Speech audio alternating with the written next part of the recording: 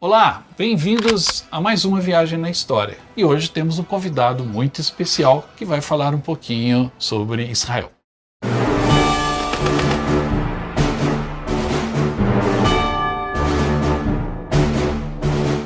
Desde a criação do Estado de Israel, os conflitos naquela região envolvendo árabes e israelenses são muitos.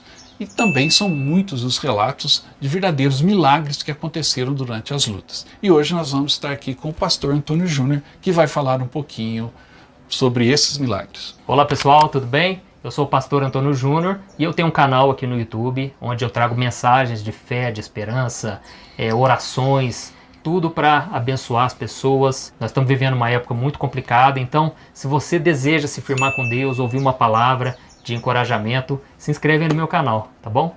E o Júnior tem apenas 6 milhões de seguidores, o que dá uma dimensão da sua força, da força da sua palavra. E quando você busca inspiração, com certeza o pastor Antônio Júnior é uma fonte dela.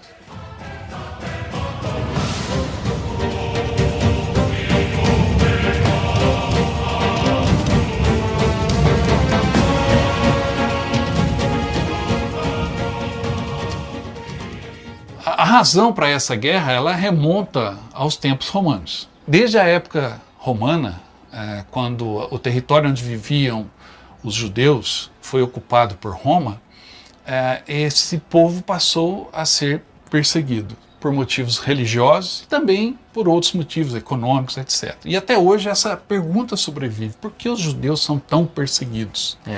Após a diáspora, que foi o episódio quando os romanos expulsaram os judeus da terra deles e eles se espalharam pelo mundo e chegaram à África, à América. Isso após a morte e ressurreição de Jesus. E bem depois, né? Os romanos foram, antes de Constantino adotar a religião romana como oficial do Império Romano, os judeus foram expulsos pelos romanos no episódio da diáspora. E aí eles se espalharam pelo mundo. E tiveram que sobreviver sem ter um país, sem ter uma terra própria.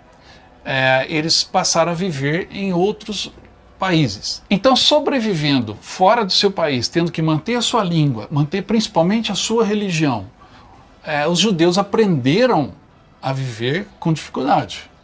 E, consequentemente, quando você aprende na dificuldade, a lição fica para sempre e passa de geração para geração. Tanto é que os italianos, por exemplo, que vieram para o Brasil, até hoje eles têm alguns hábitos nas famílias que descendem dos italianos que remontam às dificuldades que os seus ancestrais passavam lá na Itália, né, de controle econômico, de guardar comida, etc. Então os judeus aprenderam, através dos séculos, a sobreviver em outras terras. E com isso eles passaram a acumular a riqueza e guardar a riqueza, e até eles são acusados de avareza, por conta de que eles tinham que sobreviver. Então eles tinham que ter posses, seja dinheiro, seja joias, sejam outros objetos de valores, para poder, numa emergência, garantir a sua sobrevivência. Então, com isso, os judeus passaram a ser pessoas que dentro das sociedades que os aceitavam, ou outras em que eles viviam escondidos, eles amealhavam riquezas e passavam a sobreviver e até a se destacar dentro dessas sociedades. E muitos desses chamados ricos, nobres, pessoas de posses, passaram a ver a riqueza do judeu de uma maneira preconceituosa. Porque eles eram ricos, mas não tinham o chamado sangue azul, a origem nobre, dentro daquele país. Isso variando de país para país. Isso explica então porque o judeu ele prospera tanto. Ele já tem na cultura deles essa questão, né, de ter que produzir, ter que acumular também. Né? Para a sobrevivência, não para simplesmente acumular riqueza, vou ficar rico e cada vez mais rico, mas para garantir a sua sobrevivência, porque eles vêm de dificuldades através dos séculos. Então é natural que eles sobrevivam e sobrevivam de uma maneira diferente dos povos onde eles estavam inseridos. E com isso os judeus, ao longo dos séculos e da formação das nações, eles passam em muitos desses países a serem perseguidos ou são marcados pelo povo de uma maneira preconceituosa. Certo. Isso culminou com a perseguição total aos judeus durante o período em que os nazistas estiveram no poder na Alemanha, porque ali escancarou o preconceito e ali escancarou o ódio que os alemães, que estavam numa época em que a Alemanha, após a Primeira Guerra Mundial, ela teve uma crise econômica muito grande, porque ela teve que indenizar os países que ganharam a Primeira Guerra. E aí era preciso achar um bode expiatório. E achou-se, os políticos alemães apontaram o dedo para os judeus. A causa da desgraça da Alemanha são esses judeus ricos e vamos persegui-los. E aí houve a perseguição total que levou ao extermínio de 6 milhões de judeus. Após o final da Segunda Guerra, com a derrota dos alemães, foi criada a ONU, a Organização das Nações Unidas, que é um órgão que cuida de todos os planetas. Teoricamente, ele se senta à mesa para negociar. Uma das primeiras imposições da ONU foi a criação do Estado de Israel. Aonde? Onde os judeus originariamente viviam. Só que aí já existiam outros povos habitando aquela região, os palestinos, os muçulmanos, e enfim, houve uma reação muito forte quando a ONU criou o Estado de Israel. O Estado de Israel foi criado em 1948 e logo em seguida ele já foi atacado pelas nações árabes. Egito, Síria, Iraque, a Jordânia atacaram, que também foram criados a essa época. Essa região toda, até a Segunda Guerra Mundial, era controlada basicamente pela Inglaterra. Então a Inglaterra pegou um mapa, junto com os outros países que venceram a guerra, Estados Unidos, Rússia, etc., criaram o Estado da Jordânia, o Estado dos Emirados Árabes Unidos, a Arábia Saudita, e criou o Iraque, o Irã, e criou também o Estado de Israel. Só que esses povos árabes não aceitaram e atacaram Israel. Então Israel nasceu, a mesma coisa de um bebê recém-nascido já ter que lutar pela sua vida. Então ele nasceu já enfrentando essa coalizão árabe, em 1948, e aconteceram várias outras guerras. Israel foi atacado ou atacou várias outras vezes até os dias atuais. Uma das maiores lutas foi a Guerra dos 6 Dias, que aconteceu em 1967. Israel preventivamente atacou os egípcios e os sírios e os jordanianos antes que eles atacassem, porque eles estavam se mobilizando para isso. E em 1973 aconteceu um outro confronto, uma outra guerra, chamada Guerra do Yom Kippur. Yom Kippur é um dia sagrado para os judeus, é o dia do perdão, é o dia mais sagrado para os judeus. E em 1973, no dia 6 de outubro, Israel foi atacado de surpresa pelos egípcios, que cruzaram o canal de Suez e invadiram o deserto do Sinai, que estava em possessão à época dos israelenses. E enquanto os sírios atacaram pelas colinas de Golã, que são as colinas na fronteira de Israel com a Síria, que consequentemente uma posição alta, militarmente importante. Quem domina as colinas de Golã domina todo o território de Israel. Então houve um ataque de surpresa contra as colinas de Golã. E ali aconteceram vários milagres. Aonde Israel estava despreparado. Total, era o dia do perdão, eles estavam em oração.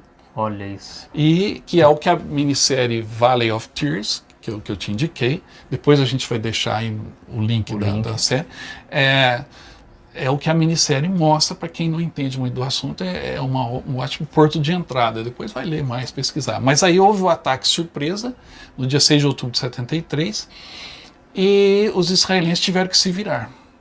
E você imagina, nas colinas de Golã, quase 2.000 tanques russos, tanques modernos, T-72, T-62, T-54, são tanques modernos que os soviéticos forneceram aos sírios, aos egípcios, aos jordanianos, aviões, tanques, para que eles destruíssem Israel, porque Israel passou a ser o maior aliado dos Estados Unidos.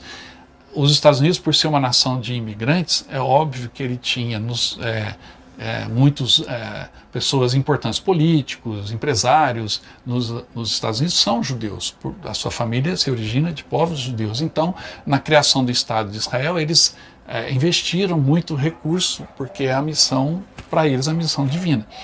E os Estados Unidos eram os maiores aliados de Israel, então a Rússia, consequentemente, era a época da Guerra Fria, Estados Unidos de um lado, os comunistas e a União Soviética do outro. Então eles armaram os árabes, e os árabes atacaram Israel. E o ataque de surpresa chegou a um ponto que, se Israel perdesse as colinas de Golã, o Estado de Israel deixaria de existir, eles seriam aniquilados Olha. pelos árabes. E em um certo momento dessa batalha, nas colinas de Golã, as forças israelenses foram reduzidas a 3 tanques apenas, depois de 4 dias de combate, e mais de 300 tanques sírios se aproximavam desses 3 tanques. Bastava aniquilá-los e eles teriam o acesso ao vale e invadiriam Israel totalmente, poderiam chegar a Jerusalém, Tel Aviv, de uma maneira fácil. O que aconteceu nesse momento? Os 3 tanques parados e dispostos a lutar até a morte contra os mais de 300 tanques sírios que estavam se aproximando, após vários combates, né, foram aniquilando dos 2 lados, eram 2.000 tanques sírios, mas ainda tinha mais de 500. E os israelenses, naquele momento, estão reduzidos a 3 tanques. De repente, as tropas sírias, que estavam a um pouco mais de 600 metros dos tanques israelenses, simplesmente deram marcha ré e foram embora. Viraram e foram embora, com a vitória nas mãos. Nossa. E aí ficou a grande pergunta: por que os sírios fizeram isso? Por que eles não ganharam a guerra quando tinham a chance de destruir? Era a chance de acabar de destruir isso. Porque ali eles teriam acesso ao vale e do vale chegariam em Tel Aviv, Jerusalém, e aí acabou. Se as colinas de Golã caíssem, Israel cairia. O que aconteceu? Após a guerra, eles foram entrevistar o comandante das tropas sírias. Por que vocês simplesmente não destruíram os 3 tanques e entraram vale adentro? Ele respondeu: quando a gente estava se aproximando, nós vimos muitos anjos voando sobre os tanques israelenses, e uma mão veio do céu, uma mão, e fez o sinal para a gente parar. Então o que você queria fazer? E isso o comandante sírio, em seu documento. O que vocês queriam que a gente fizesse? Quando Deus manda a gente parar, a gente continua? Nós demos marcha ré e fomos embora. Nossa, então, olha que milagre, foi a mão, a providência, a mão divina que ali enviou os seus anjos para lutarem ao lado dos soldados israelenses e o sinal de que era para parar. Esse foi um dos maiores e mais conhecidos milagres que ali aconteceram. Nós estivemos em Israel, eu estive visitando alguns desses campos de batalha.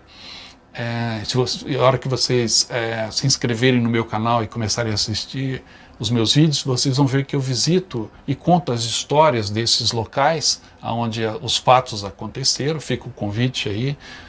O Júnior é um assíduo espectador, espero que vocês gostem também. E sempre a gente conta essas histórias. Mas ali em Israel você percebe isso, né? E não foi só essa história dos anjos que detiveram os tanques sírios. Teve também a história de uma companhia que estava se deslocando para tentar fechar uma brecha em que os sírios haviam penetrado, também nas colinas de Golã. E de repente o comandante para a sua tropa e fala: pessoal, a gente está num campo minado. Então eles estavam num terreno cheio de minas, que são aquelas bombas que você enterra no chão e se você pisar ela explode e causa morte. Então o comandante avisou: estamos num campo minado. O que as tropas fizeram? Deitaram no chão e começaram a escavar com a ponta da baioneta, porque se você tem o contato no detonador, a mina explode. Então os soldados estavam tentando achar um caminho, porque qualquer passo para a direita ou para a esquerda poderia levar à morte de um ou de vários. E um dos soldados começou a fazer uma oração muito profunda, um dos soldados israelenses, uma oração muito profunda. E no meio dessa oração, de repente, veio uma tempestade de vento muito forte, virou uma tempestade de areia. Os soldados então se agacharam e se protegeram do vento muito forte. E quando o vento passou, ele havia levado toda a areia que encobria as minas. Olha isso. As minas estavam todas expostas logo após a oração desse soldado. E aí, aqueles soldados israelenses conseguiram sair do campo minado preparado pelo inimigo. Então é uma outra história de um outro milagre que aconteceu também na guerra do Yom Kippur, nas colinas de Golã.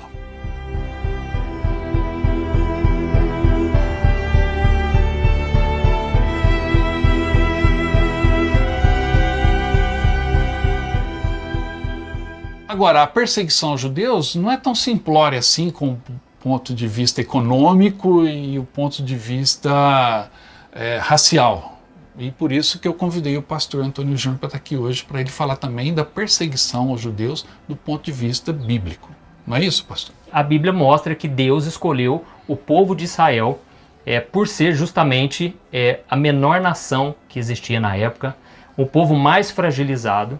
E é isso que a Bíblia diz, que Deus escolheu esse povo justamente para que as nações vissem como é que pode uma nação tão pequena prosperar tanto, como é que pode um povo tão frágil ser tão inteligente, porque o povo de Israel desenvolveu muitas questões na guerra, né, muitas armas, e um povo tão sábio, tudo isso para eles mostrarem a todos os povos que Deus era o Senhor deles. Então esse era o propósito de Deus. Então, trazendo para o lado espiritual, existe esse ódio sim contra, né, a nação de Israel, porque Deus tem um plano para esse povo. Deus tem um plano de salvação para eles. Inclusive, quando Jesus veio a este mundo, o próprio Jesus se lamentou sobre Jerusalém. Isso está lá em Mateus capítulo 23, a partir do versículo 37. E ele falou: ó Jerusalém, quantas vezes, né, eu quis te ajuntar como uma galinha ajunta os seus pintinhos debaixo de suas asas, e você não quis. Você apedrejou os profetas, você calou a voz do Espírito Santo, e agora a casa de vocês vai ficar deserta até o dia que vocês clamarem: bendito é o que vem em nome do Senhor. Então o diabo, ele conhece, ele não sabe todos os planos de Deus, mas ele sabe pelas Escrituras que Deus tem um plano de salvação para esse povo. E vai ser quando Israel estiver totalmente encurralada, então onde não houver mais saída. Nós acreditamos que será na grande tribulação. O inimigo, né, Satanás, a besta, vai juntar todas as nações contra Israel. E então eles vão clamar, e vai ser naquele momento que Jesus vai voltar. Então existe sim um ódio, né, que na verdade é o inimigo que vai colocando na mente das pessoas, porque nós sabemos que o príncipe deste mundo não é Deus, é Satanás. Foi o que o próprio Jesus disse. E é por isso que ele se levanta tanto contra esse povo. Por quê? Se o povo de Israel for totalmente aniquilado, então Jesus não volta. Então o diabo, ele quer frustrar os planos de Deus, mas nós sabemos que Deus é soberano, Deus está no controle de tudo e ninguém pode frustrar os planos de Deus. Amém?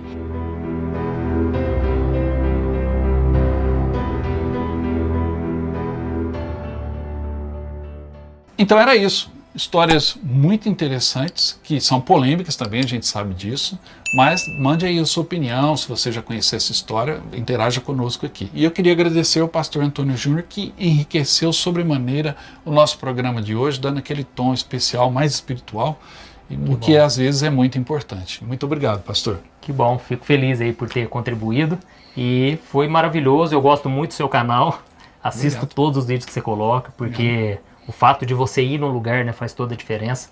Então é isso, gente. Um grande abraço aí, viu? E você já sabe, curta, compartilhe o nosso canal, vamos fazer ele crescer para a gente poder continuar contando as histórias, tá bom? Até mais.